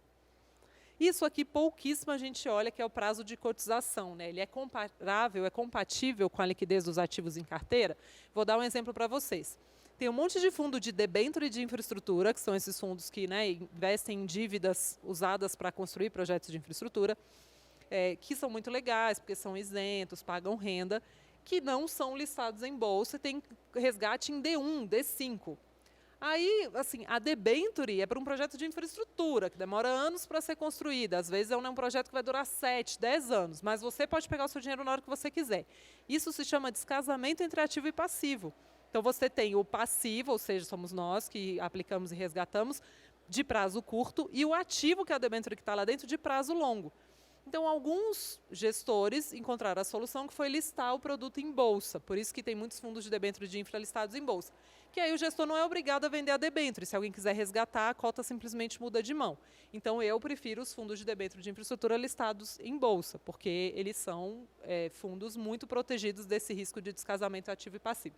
Dei um exemplo aqui, mas a gente deveria olhar isso para tudo, né? O gestor tem um monte de crédito privado lá dentro da carteira dele, dá para vender às pressas? Não, isso daqui é um fundo de ações americanas. Aí tudo bem, lá fora a liquidez é muito maior, então o prazo pode ser mais curto, a gente deveria dar tempo. Os melhores fundos são os de carência mais longa, tá? Principalmente nos multimercados, fundos de ações. É claro que o fundo de reserva de emergência não precisa ser. Mas por quê? Porque hoje tem uma pressão muito grande dos distribuidores, os gestores me falam isso, para que eles usem fundos de carência curta, porque é mais fácil de vender. Falam, não, você vai botar D30 no seu fundo, põe D5, põe D1. Só que os gestores bons, eles têm investidores de alto patrimônio que já investem neles, family offices, investidores institucionais, eles falam, não, meu fundo é D30. Você vende aí, você dá um jeito de vender. Se você não quiser vender também, não vendeu. Porque eu tenho outros clientes. Então, os fundos de carência longa, que muita gente evita, porque acha que são piores, são os melhores, com frequência. Tá? Luciana, só uma pergunta técnica de curiosidade. Você falou dos fundos de debênture de infra na Bolsa. Eles acabam tendo uma data de vencimento, porque eles têm uma carteira fechada, ou eles podem mudar os ativos dentro dela, porque, assim, eles podem emitir mais, eles fazem emissão de cota, como é que é isso? Eles podem, na verdade, girar a carteira e colocar outros ativos no lugar, eles não precisam carregar até o vencimento, e eles fazem isso, alguns são mais ativos e outros menos ativos. E para eles poderem colocar mais ativos na carteira, sem trocar, eles têm que fazer uma nova captação. É tipo um IPO do fundo, e aí é a mesma coisa que acontece com o fundo imobiliário, e aí as pessoas podem entrar nessa oferta primária. E quando acontece isso, elas entram ao preço, porque o fundo de debênture de infra tem uma questão que ele pode descolar dos ativos, né? Então, se as pessoas começam a desprezar ali no mercado, ele vai valer menos do que os ativos que estão dentro da carteira, o que não acontece com fundos não listados. Então, é um pouquinho mais complexo. Quando você vai comprar, você tem que ver se ele está ali mais ou menos em linha com a cota patrimonial que eles divulgam no site deles, né?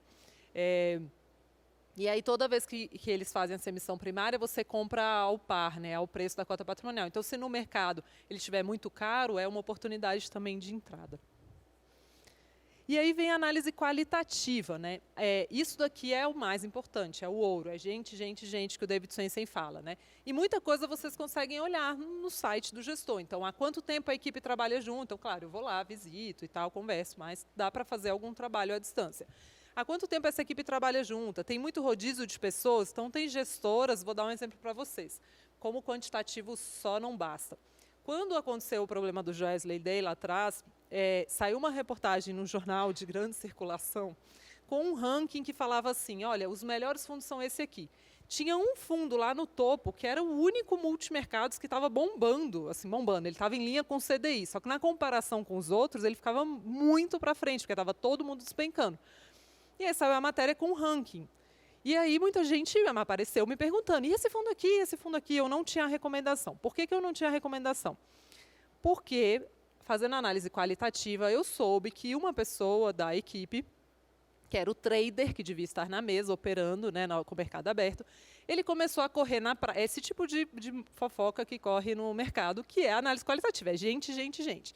Correr na praia às 11 da manhã, né? E as pessoas estavam comentando isso, descobriram que ele estava desestimulado, que o bônus tinha sido ruim na gestora e que eles estavam se juntando para sair. Quando rolou o Joesley Day, eles já tinham combinado que eles iam sair. Então, eles colocaram tudo no CDI em respeito aos clientes que estavam lá dentro. Baita sorte dos clientes que estavam lá, porque eles saíram e até que a nova equipe entrasse, eles saíram, montaram uma outra gestora, e até que a nova equipe entrasse, ficou tudo bem, veio o Joesley Day no meio, todos os multimercados despencaram, eles ficaram bem. A pessoa que olha só o ranking fala, é o melhor fundo, só que não é o pior, ele é uma casca, né? As pessoas estão indo embora. Então, para vocês terem uma ideia da importância do qualitativo. A gente sabe, assim, muita equipe que está saindo de uma casa para outra, que seria o principal motivo para você decidir sair de um fundo de investimento, né? Pessoas importantes para ele sair.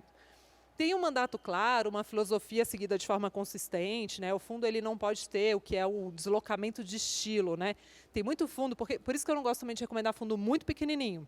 Porque no começo ele consegue fazer um monte de estripulia, ele consegue investir em ações de baixa liquidez, e aí ganha um monte de retorno. Aí ele começa a crescer, ele muda de estilo. Então você entra ali na fase que, né, você não sabe muito bem o que ele está fazendo. Então ele tem que seguir o mandato. Se ele fala que ele é qualidade, ele tem que ser qualidade. Eu não espero que apareça lá dentro uma empresa que está numa fase de reestruturação, por exemplo. Tem um alinhamento de interesses, né? A equipe investe nos mesmos fundos, esse dado não é público, mas os gestores com frequência falam nos podcasts, e dá para ter uma ideia por estrutura. Eu gosto muito dos gestores especialistas, tipo eu citei aqui Gávea, Bogari, né? São gestores, Bogari eu não citei a primeira vez, mas são gestores que é Brasil Capital, que eles são focados naquilo ali, eles só fazem aquilo da vida. E aí, aquela é a empresa deles, o dinheiro deles é investido junto com o dos cotistas. Agora, imagina um banco que tem lá 300 mil fundos, vocês acham que o gestor está investido com uma parcela relevante do patrimônio dele naquele fundo que ele gere? Com frequência não, até porque normalmente ele está gerindo uns 30 fundos ao mesmo tempo. Então, por isso também eu gosto do gestor especialista, ele está alinhado com você, né?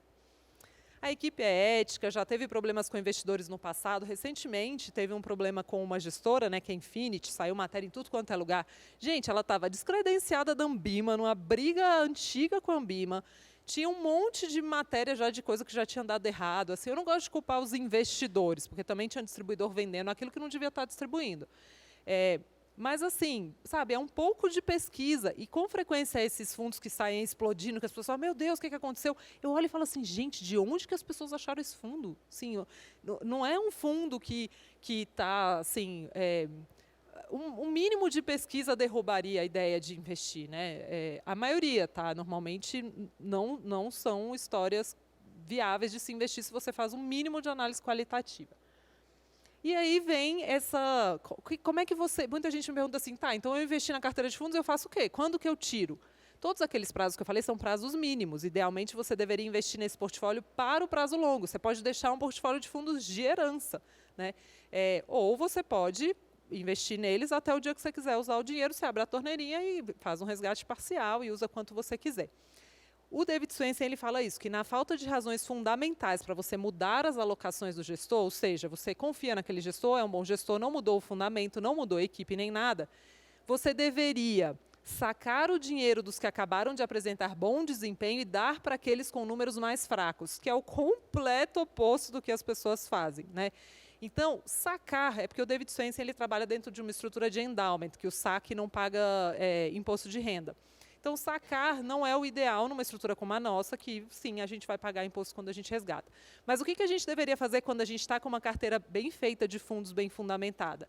Entrou dinheiro novo, a gente põe onde? No fundo que tem números mais fracos, resultados mais fracos. E isso também faz a carteira ser contracíclica. Então, por exemplo, as pessoas começam, nesse momento que os fundos de ações estão subindo, as pessoas falam, nossa, vou colocar nos fundos de ações que eu tenho aqui que estão subindo mais, vou pôr mais neles. Aí você vai investindo mais naquele fundo de ações, por exemplo, qualidade, que é o que está mais subindo esse ano, e vai rejeitando, por exemplo, um fundo de ações tem um histórico maravilhoso que está com uma fase difícil agora, Forpus. É um fundo que compra muito commodity, que não pegou todo esse movimento de alta de empresas de varejo nesse começo de ano, ele ficou para trás. Se eu tenho razões, e eu tenho, para entender que ele tem razões fundamentais para ser um bom fundo, eu deveria estar colocando mais dinheiro nele, que ficou para trás, porque ele é o fundo do próximo ciclo, o mercado é cíclico. E quando eu olho o histórico dele de 5 anos, o retorno dele é excepcional, bate de longe o Ibovespa. Então, eu deveria estar colocando nele, e não no Brasil Capital, que é um dos fundos que mais sobem no ano. Então, sabendo que os fundos são bons, a gente deveria sempre investir no que está ficando mais para trás. Vocês veem que é completamente contra a lógica Manda, né? E ele fala, o comportamento contrário é a alma de muitas estratégias de investimento bem-sucedidas e exige afastar-se dos amados e abraçar os rejeitados, né? A maioria prefere o oposto. Luciana. Oi. Posso fazer uma pergunta? Pode. É sobre a análise qualitativa. Tem muitos estudos que mostram a alta taxa de mortalidade de fundos. Dos fundos que você recomenda, qual seria assim a probabilidade de acontecer algum evento que pudesse aproximar esses fundos que você recomenda de uma mortalidade lá na frente? Boa. Isso também é um assunto que muita gente fala assim, os estudos de fundos não consideram mortalidade. E dá para considerar, tá? Então, por exemplo, o sistema da Quantum, que o mercado em geral usa, você consegue incluir fundos que morreram para fazer estudos. Mas tudo bem, os estudos são em relação à média. Bom, eu posso falar do meu exemplo mesmo. Eu indico fundos eu analiso e recomendo fundos, acho que há uns 7 anos, e nunca nenhum fundo que eu recomendo morreu. Isso tem muito a ver, o que acontece, qual que é a mortalidade de fundo? De onde que ela vem? É um mercado hoje com mais travas de entrada, mas historicamente com poucas travas de entrada. Porque é barato, são pessoas, né? O ativo mais caro são as pessoas que se juntam, é uma estrutura de computadores, hoje está tendo muito mais exigência, até com a nova instrução vai vir muita coisa assim, que eles vão ter que ter mais controles, isso vai ficando caro. Mas uma gestora que nasce nessa estrutura, para ela captar é difícil, e hoje os gestores novos, até às vezes muito bons, reportam isso para a gente, que é muito difícil ele conseguir ser distribuído, porque aí ele tem que pagar uma comissão muito alta para as plataformas aceitarem eles lá, e aí para ele pagar a comissão muito alta, ele não consegue remunerar a equipe, então é muito desafiador para um gestor nascer. E são esses que vão morrendo pelo caminho ou sendo consolidados, comprados por outros, tá? Então, essa ideia de que é muito comum um fundo morrer, assim, o que morre normalmente é o que nem chegou a ser distribuído amplamente, infelizmente. Mas desses que você recomenda, você diria que a probabilidade deles deles se aproximarem daqueles itens que você considera na análise qualitativa é pequena. Eles se aproximam muito pouco daquilo. Do ponto negativo, você diz? Negativo, sim, com certeza. Claro que a gente vai olhar assim, sei lá, vamos supor, o gestor é ótimo, tem pouco rodízio, mas tem um histórico maravilhoso, mas na última crise ele errou no controle de risco. Eu não vou recomendar esse fundo de jeito nenhum, não, eu vou sentar com eles e falar, cara, o que vocês fizeram para melhorar isso? Então, sei lá, vou dar um exemplo, a Capitalo sofreu pra caramba no último Covid, eles falaram, cara, foi a primeira vez que a gente teve que... E eles são muito honestos quando eles estão interagindo com uma análise qualitativa que eles respeitam, né? Aí eles falam assim, olha, na última crise eu tive que estopar todas as minhas estratégias, né? Ou seja, pausar todas, porque teve um dia que a gente estava caindo muito. E isso fez a gente rever toda a estratégia da Capitalo. A gente contratou um gestor, um responsável por fazer isso, outro responsável por fazer aquilo, a gente refez, a partir de agora a gente controla risco assim, assim. Legal, pareceu sério e isso nunca tinha acontecido, o fundo tem mais de década de vida, tá bom, podemos seguir juntos, né? Vou seguir recomendando. E claro, a gente fala isso para os clientes. Então, assim, uma coisa que acontece, você falou de mortalidade, quando você perguntou, eu pensei também, o que pode acontecer é o gestor devolver o dinheiro dos clientes. A Verde fez isso há um tempo mais para trás. Então, por exemplo, o gestor quer se aposentar, ou ele acha que está gerindo dinheiro demais, e ele devolve o dinheiro na sua conta. O ideal seria ter uma perenidade. Ele formou pessoas novas, mas as gestoras são muito formadas por pessoas. E aí ele devolve na sua conta, com retorno e tal, você pega e investe de novo, né? A mortalidade mesmo de, nossa, deu um negócio ruim, morreu, é muito rara. Muito rara mesmo. Eu estou com só mais 2 minutinhos e meio, quero falar bem rapidinho da nova 555, mas eu vou focar aqui nas coisas que mais importam para pessoas físicas, tá? No meu ver, tá? Ainda tem muita discussão sobre a regulação, mas eu vou trazer porque eu acho que o que é a 555, né? A gente tinha a regulação atual, tem uma instrução de fundos de investimento, né, que a CVM faz, vocês devem ter visto o presidente da CVM, estava aqui ontem, não sei se ele está hoje, mas ele falou um pouco sobre isso, que é uma das metas dele, né, colocar essa instrução. Ela entra em vigor agora desse ano até o começo do ano que vem, né? É porque ela vai vir em fases. Mas algumas coisas que eu acho muito legais que estão nela, que vêm para a pessoa física, se nada for mudado até lá. A primeira é o maior acesso a fundos globais, né? A gente tem uma questão no Brasil que os fundos que investem 100% no exterior, eles só são oferecidos a investidores qualificados, que declaram mais de 1 milhão de investimentos financeiros. Alguns, dependendo da estrutura deles, só para profissionais. E existe uma demanda muito antiga, que eu acho muito positiva, de que qualquer pessoa possa investir nesse tipo de fundo. Então, a gente tem gestores que há muito tempo estão no Brasil tentando entrar aqui no mercado. Sei lá, uma Pinco, por exemplo, que é a Pinco é uma especialista em renda fixa, né, uma gestora especialista em renda fixa, que investe em renda fixa no mundo todo. Só ela é maior do que toda a indústria de fundos brasileira, é uma gestora super séria. Ela tem escritório há um tempão no Brasil. Eles reclamam muito, que eles falam, pô, o investidor pode colocar dinheiro em, sei lá, e comprar todo o patrimônio dele em uma small cap, né, uma ação de baixa liquidez, mas não pode investir no meu fundo de renda fixa que tem o Ben Bernanke no conselho. Então, essa regulação ela traz essa possibilidade de que o público em geral possa investir nesse tipo de fundo. E aí não é qualquer fundo global, né? Ele tem que ter uma estrutura que já foi criada na última alteração da instrução de fundos, que tem que estar em determinadas jurisdições, vai ter um monte de regrinha, mas alguns vão poder ser acessíveis ao público em geral. Número 2, mais transparência sobre taxas e conflitos. Isso daqui é, para mim, a parte mais legal, tá? E eu espero que realmente ela aconteça. Que o gestor ele vai ser obrigado a divulgar a taxa de administração em todos os seus componentes. Hoje é só uma taxa de administração, mas agora ele vai ter que falar, porque a taxa que ele paga, a taxa que a gente paga de administração, ela vai para o gestor, um pedaço para o gestor, um pedaço para o administrador, um pedaço para o distribuidor. E hoje a gente não sabe o que fica com quem. Então, quando, por exemplo, eu estou lá bonitinha com o meu fundo de investimento e o assessor chega para mim e fala assim, você deveria trocar esse fundo por esse outro. Eu não consigo saber se ele ganha mais em um ou outro. Se isso realmente vigorar, eu vou conseguir comparar. Eu vou conseguir olhar e falar assim, mas o fundo que eu tenho paga 0,3 de comissão para ele. Esse que ele está me oferecendo paga 1. No mínimo, você vai falar ali, opa, peraí, né? Pode ser que tenha uma coisa errada, não necessariamente, mas talvez tenha. Então, é uma grande transparência, vai ser muito legal se acontecer. Tem muito debate se vai ser a taxa máxima, se vai ser a taxa real, se a taxa de distribuição, mas poder ver isso vai ser lindo e é uma expectativa gigante para investidores, né? E eu acho que é muito bom, tá, para quem atende na ponta também, porque tem uma desconfiança hoje muito grande sobre esses conflitos, que eu vejo nos investidores que chegam a mim, muito descrentes, né? Então, você poder mostrar para ele, olha, o que eu ganho é isso aqui, pela distribuição, e você pode até falar, né? Olha, esses dois fundos pagam a mesma comissão, mas eu estou indicando esse outro aqui porque eu acho que é melhor para você. Eu até estou te indicando que paga menos comissão para mim, mas eu acho que é melhor para você, né? Enfim.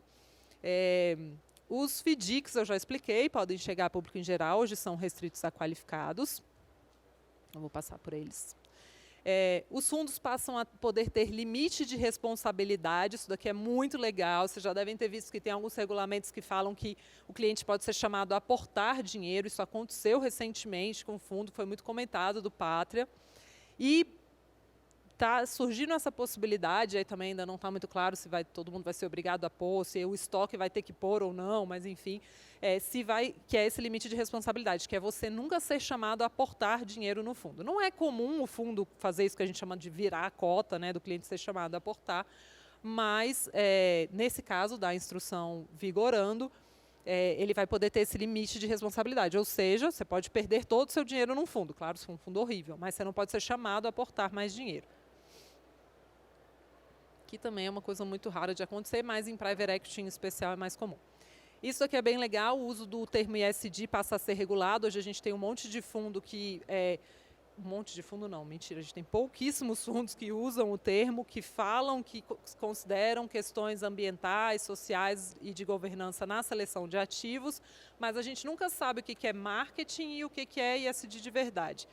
A regulação, até com base numa autorregulação da Anbima, vai trazer critérios claros para dizer se um fundo é ou não ESG. No Brasil são pouquíssimos, lá fora é um mercado bem maior já.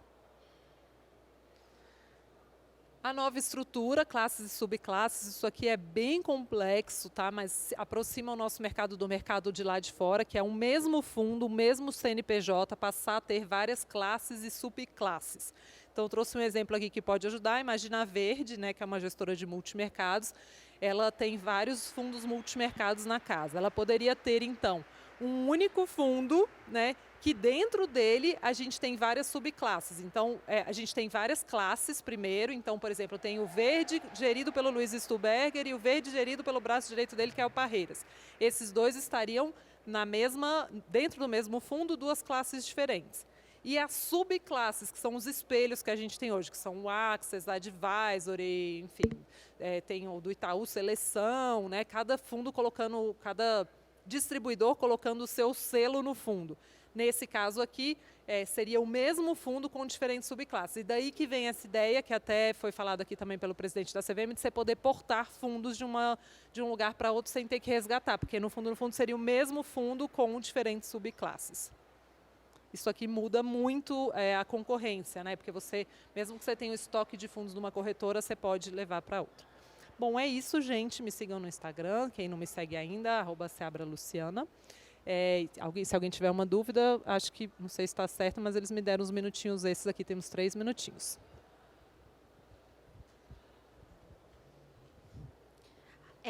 Essas novas estruturas da 175, né, a nova 555, vai mudar alguma coisa na maneira como você olha a recomendação dos fundos? Ou, por exemplo, o simples fato agora da gente ter a classe e a subclasse vai facilitar a gente recomendar o espelho e fazer essa transição de um produto para o outro? Num primeiro momento, eu acho que vai ser uma grande confusão, tá? Inclusive, tem vários administradores, conversei com os administradores aqui, se adaptando, porque até não... a previsão, na verdade, para essa mudança é no começo do ano que vem, né? Mas como é que vai ser os próprios sistemas que a gente usa, né? Um quanto na vida, um com dinheiro, muda tudo, né? Porque se realmente for um único CNPJ com classes e subclasses embaixo, todos os espelhos deixam de ter CNPJ, é muito confuso. E tem gente falando assim, olha, eu vou continuar tendo meu espelho lá, porque não está escrito que eu não posso ter. Então ainda está muito indefinido como que vai acontecer, tá? E a gente vai ter que acompanhar. O que eu acho muito legal é que para mim vai ficar mais claro, eu tenho um lado positivo e um lado negativo. Um lado positivo é que eu acho que vai ficar muito mais fácil comparar diferentes produtos distribuídos pelo mesmo gestor, porque como vai estar tudo ali em subclasse, eu vou conseguir ver de forma um pouco mais padronizada se ele está oferecendo um produto melhor num lugar, ou por um cliente de alto patrimônio, e um pior para um cliente. Eu não gosto de gestor que faz distinção, e a maioria não faz. Então, se está fazendo, parece meio ruim. Ele não quer o varejo, então também não quero ele, né? Ou vou lá fazer um ativismo para ele mudar, enfim. Mas pelo lado negativo eu tenho um pouco de receio, porque lá fora é mais comum diferenciar investidor. Então o institucional paga uma taxa, o private banking paga uma taxa, o varejo paga outra. Aqui é muito padrão, todo mundo multimercados paga 2,20. Eu estou querendo ver o primeiro engraçadinho que vai falar, não, então o do varejo vai ser 3,20. Aí vai falar, não, amigo, você já está ganhando um bocado de dinheiro. Lá fora tem gestores com taxas mais diferenciadas. Lá não é todo mundo que cobra 2,20, só quem pode. Então, acho que a gente vai ter que acompanhar para ver o que vai acontecer. Tem muita dúvida ainda. Para mim, essa é a mudança que está mais assim. O que vai acontecer, né? A gente ainda não sabe. Tudo bom? A pergunta é mais sobre o caso de Americanas, né, que a gente teve, e o mercado de crédito privado, e até puxando um pouco na questão do ESG, que eu acho que foi um caso de governança, né? Conversando com os gestores de crédito privado, o discurso sempre foi o mesmo, assim, todo mundo tinha, ou ninguém conseguiu prever. A gente não foi um pouco bonzinho demais com o gestor de crédito privado, assim, no sentido de talvez ele ter que ter mais critérios de governança nessa seleção de ativos? Eu acho que governança, para mim, é o ponto do ESG que é mais claro, que tem que ser assimilado muito rapidamente, assim, do ponto de vista de entendimento de investidores mesmo, muito bem aceito de que, cara, você precisa assimilar isso na sua análise. Por outro lado, fundo de crédito, ele é diversificado e pulverizado para poder acontecer isso. Então, o que mais me preocupa é o gestor que perdeu ali e que nunca vai recuperar aquele retorno. Então, a gente vê fundo de banco com um dente que você sabe que nunca vai voltar. Ele foi para baixo do CDI e já era, né? A perda permanente. Agora, aqueles gestores que rendem 115, 120 do CDI, que tiveram ali uma quedinha que não foi muito relevante e voltaram, para mim faz parte da história do fundo de crédito. Para mim, o grande problema é a gente investir em fundo de crédito achando que é a caixa da segurança, né? E não é. E aí, para mim, até muita gente fala isso, né? Foi uma crise de passivo, principalmente, que cara, aí as pessoas saem resgatando, aí o gestor tem que vender, aí vai criando aquela bola de neve em cima do ativo, e aí que ferrou todo mundo mesmo. Mas, até lá fora, os fundos de crédito, eles balançam bem mais do que aqui. Óbvio, pelo indexador, né? Lá tem muito mais juro pré-fixado, título pré-fixado indexado à inflação, mas também por conta de risco de crédito. A gente tem que entender que existe. E eu acho que foi até bem educativo o que aconteceu desse ponto de vista. As pessoas saberem que aquilo ali não é o dinheiro da reserva de emergência, né? Mas, assim, Americanas ainda é um caso muito esquisito, eu concordo com você. Assim, alguém, alguma hora, vai ter que falar, cara, como que ninguém viu, né? Sim, é muito estranho. Alguém mais? É isso. Bom, já me pediram para encerrar ali. Gente, muito obrigada pela participação de vocês. Foi um prazer enorme. Espero ainda ver vocês por aí.